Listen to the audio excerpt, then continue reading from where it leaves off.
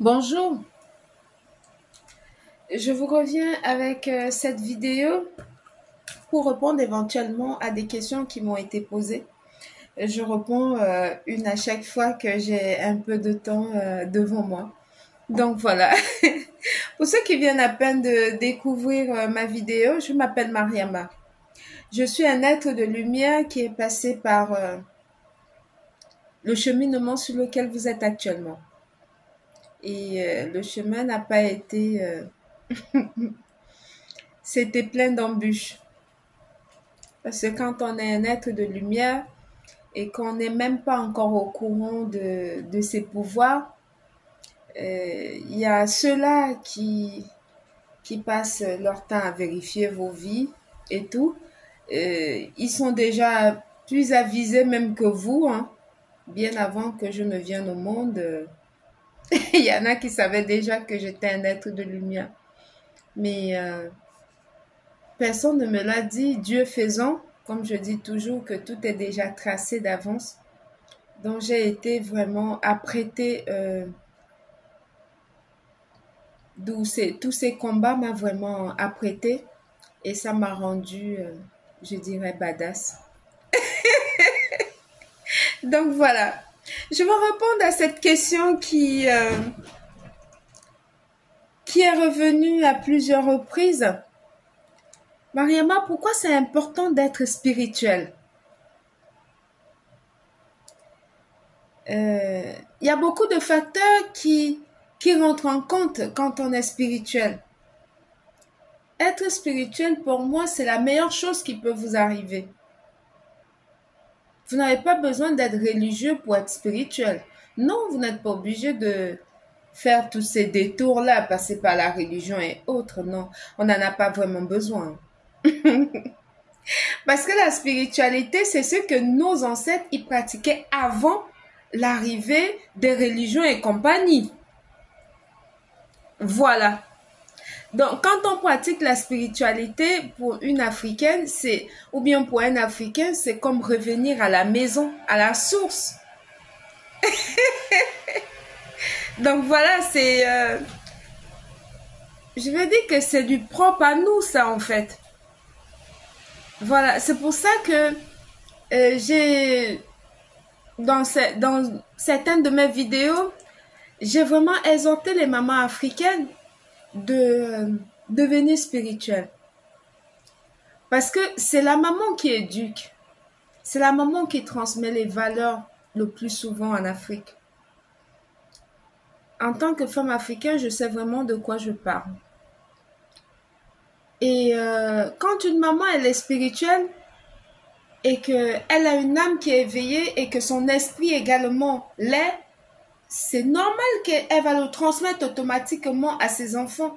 Mais quand on n'est pas spirituel, que en soi, on se cherche encore, on s'offre sur la vie.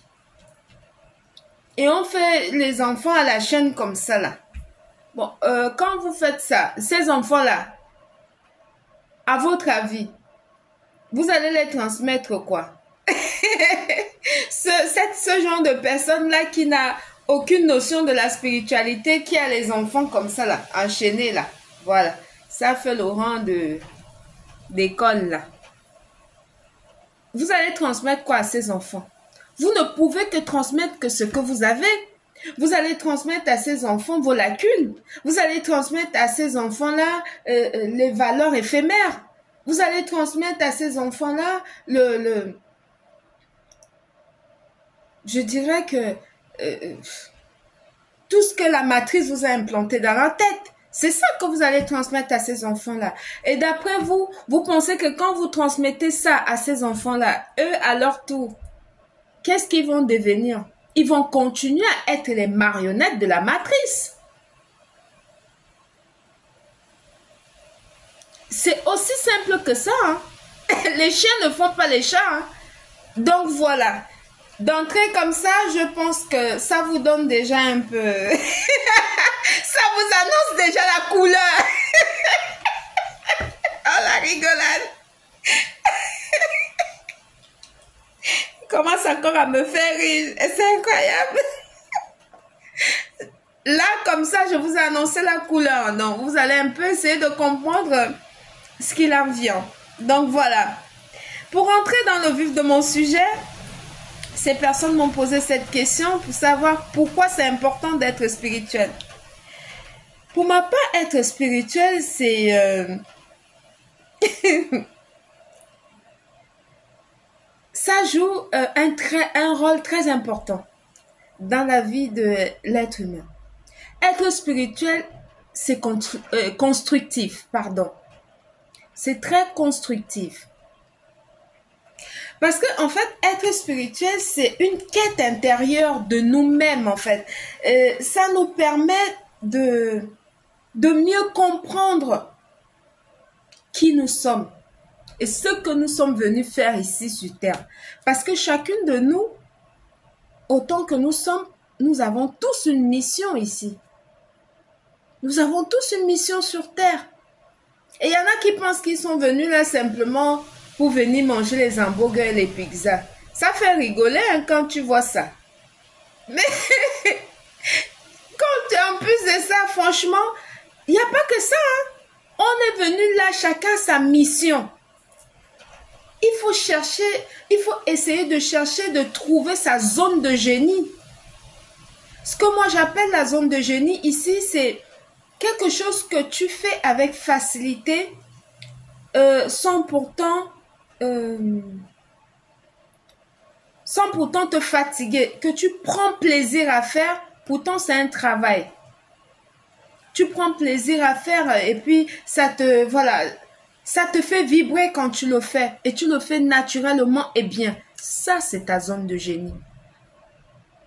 Quand tu es spirituel, tu vas aller au fond de toi chercher ce truc-là. Parce que ici, où nous vivons tous, ici, là, en Occident, il y a beaucoup qui travaillent uniquement juste pour payer les factures. Moi, la première, j'en ai fait, hein, que pour payer les factures. Tu vas au travail, tu sais même pas pourquoi tu y vas. Tu vas juste parce que, bon, il faut aller ouvrir l'enseigne, il faut aller, machin, voilà.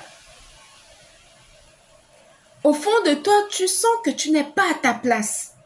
Mais, sauf que le poids des responsabilités et puis des factures qu'il faut payer tous les mois fait que tu te sens dans l'obligation d'aller faire un boulot qui ne te plaît pas. Mais néanmoins, quand tu fais ce boulot-là, qui ne vient pas de là, il faut chercher à éveiller ton esprit pour que ça te guide vers tes aspirations, que ça te guide vers ta mission de vie. Mais si tu ne fais que ce boulot-là, sans chercher à savoir ce qui te fait vraiment plaisir, toi, qu'est-ce que tu es venu faire ici sur Terre? Quelle est la plus-value que tu peux apporter aux autres? Tu passeras toute ta vie à faire un boulot sur lequel tu es frustré.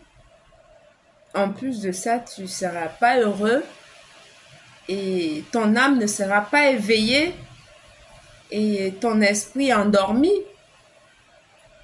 parce que tu es, voilà, tu es malmené, ton temps est géré par quelqu'un d'autre. En plus de ça, aucun respect de ta productivité, hein. T'es juste, voilà, une machine à fabriquer de sous et puis voilà. On n'est pas que ça. On n'est pas que ça du tout. Du tout, du tout, du tout. Il faut aller chercher sa zone de génie. C'est très important. D'où l'importance d'être spirituel. Ça, c'est la partie 1.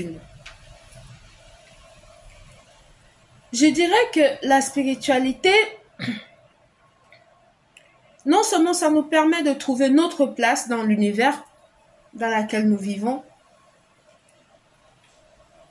et ça nous permet également de donner un sens à notre vie. La spiritualité éveille les consciences. Ça éveille la conscience, ça éveille l'âme, ça éveille l'esprit. Et ça vous forge. Voilà, c'est pas forcément une obligation de passer par différentes religions pour par la suite retomber dans la spiritualité. Non, ce n'est pas une obligation. Vous pouvez devenir spirituel sans être religieux. Mais si vous avez connu la religion avant, ça vous a apporté aussi des bases. Je ne dis pas que la religion, elle est mauvaise en soi. Non, ça nous a apporté l'effet de vivre, de se ranger, de savoir méditer, de savoir vivre en harmonie avec les autres, de ne pas vivre comme les animaux. Ça nous a amené plus des règles. Parce qu'en religion, c'est que ça. Tu ne dois pas faire ci, tu dois faire ça, tu ne dois pas faire comme ça, tu ne dois pas faire ceci, tu ne dois pas faire ça. Ça, c'est la religion. Il n'y a que des, voilà. Il n'y a que des choses comme ça, là, en religion, voilà. Et en plus, il faut répéter ce qui s'est passé, ce que les autres ont vécu. Et en fait, c'est que l'histoire des autres, en fait. Je préfère encore répéter l'histoire de mes ancêtres, ce qu'ils ont vécu, leur pratique à eux, que de répéter les ancêtres. On ne prête pas. Ces choses-là, c'est pas quelque chose qu'on va prêter. Chacun a ses ancêtres propres à lui. Donc, l'histoire d'aller prêter les ancêtres des autres jusqu'à être dedans, on ne vous peut pas là. C'est juste pas possible. Hein? C'est dépassé. Hein? Faut vous réveiller le soleil au zénith. Depuis là, je ne fais que parler. Je reviens dans mon sujet. Oh mon Dieu Seigneur. La rigolade, il ne faut que me faire rire. Je vous disais tantôt que la spiritualité éveille les consciences. Ça éveille l'âme, ça éveille l'esprit. Et que vous n'êtes pas obligé de passer forcément par les religions. Je me répète, mais c'est très important. La spiritualité permet d'ouvrir le cœur, d'ouvrir son esprit, ça nous permet de nous accepter tels que nous sommes créés. Et non pas comme les autres veulent que... Voilà. Pas comme les autres veulent qu'on soit pour leur faire plaisir. Porter tout ce qui est farfelu pour ressembler à je ne sais pas quoi et qui. Voilà. Tout ça pour passer aux yeux de la société qui a été préfabriquée de toutes pièces. Non, mais non, c'est dépassé. Hein. C'est vraiment dépassé. Il faut revenir à la source. Et la source, c'est la spiritualité. C'est très important. Et la spiritualité, en fait, c'est important aussi. Pourquoi? Parce que c'est un élément intrinsèque. Je vais répéter cette partie-là. La spiritualité, elle est intrinsèque à l'être humain que nous sommes. Parce que, en fait, la spiritualité nous apporte, non seulement, nous permet la réalisation de nos aspirations, et ça permet également le dépassement de soi-même. Parce que avec la spiritualité, on accumule les énergies positives. Et ces énergies positives vont nous amener à chercher au fond de nous la crème de la crème. Et cette crème-là, ici, j'appelle ça, c'est la meilleure version de nous-mêmes. C'est ça la crème.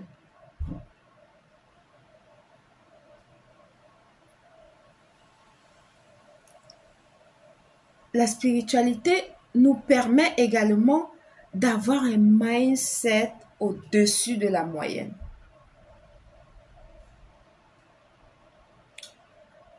En fait, je dirais tout simplement que quand tu es spirituel, ça vous permet pour les femmes de devenir des badass, des femmes fortes, des dures à cuire, qui n'ont peur de rien. La spiritualité, c'est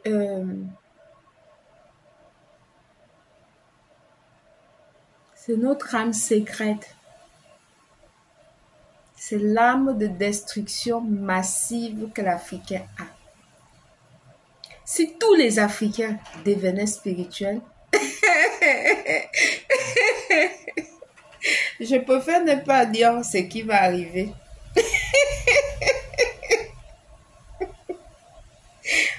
Je préfère juste, voilà, ceux qui ont compris ont compris. La spiritualité permet non seulement de devenir des badass, mais ça nous permet de forger une force de caractère qui est juste incroyable. Vous conviendrez avec moi et vous remarquerez sur les réseaux sociaux que toute personne qui est spirituelle, regardez un peu le comportement de nous autres qui sont les spirituels là. Je parle des vrais, hein, parce que être spirituel, c'est pas tous les jours chez les marabouts, chez les bouddhistes, pour aller faire des pratiques bouddhistes encore, ça va. C'est une religion. Aller tous les jours chez les marabouts, chez les féticheurs avec les noms des gens et tout et tout.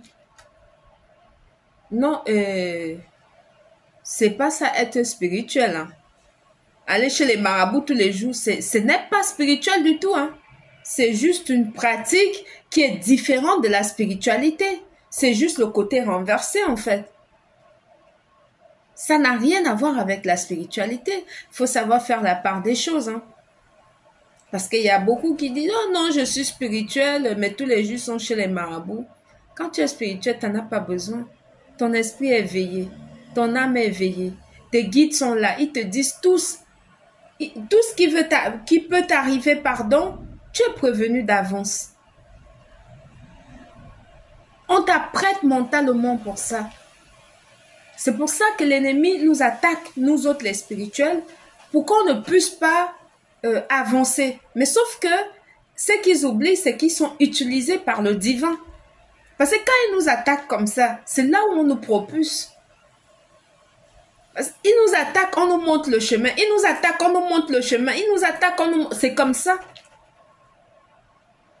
Tout ce qu'ils ne veulent pas, ils ne veulent pas que nous, on puisse arriver en tant qu'être spirituel. Mais quand le divin nous donne ça, il nous donne ça, mais triplement. Et puis du coup, je vous laisse imaginer la tête de l'ennemi, les aigris, et puis des ennemis du progrès, les gens qui ne veulent pas voir les autres avancer, tout simplement parce que eux, leur vie s'est arrêtée, ou bien soit leur vie n'est pas aussi pimentée, ou bien que ça manque de saveur, qui se disent que les autres doivent aussi avoir des vies qui manquent de saveur. Mais non. Au nom de quoi? Vous avez créé qui? Vous n'avez créé personne, c'est Dieu qui a créé.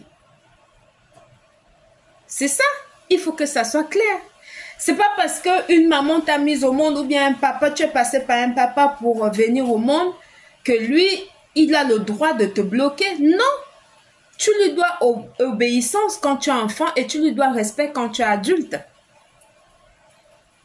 Mais de là à aller bloquer ton enfant, parce que tu vois qu'elle fait des choses que toi, tu n'as pas pu faire à son âge. Pour les mamans, pareillement, toujours à parler que je t'ai porté 9 mois et tout. Tu l'as porté 9 mois comme elle, toi aussi, on t'a porté 9 mois. Elle te doit respect, obéissance pour ça. Mais ce n'est pas toi qui dois décider de son destin. C'est le big boss. C'est le big boss qui décide. J'adore, j'ai beaucoup de gratitude pour le big boss. Parce que un jour, je vous raconterai mon histoire. Le jour où les guides vont me permettre. C'était Mariama. Bonne journée. Merci. Bisous.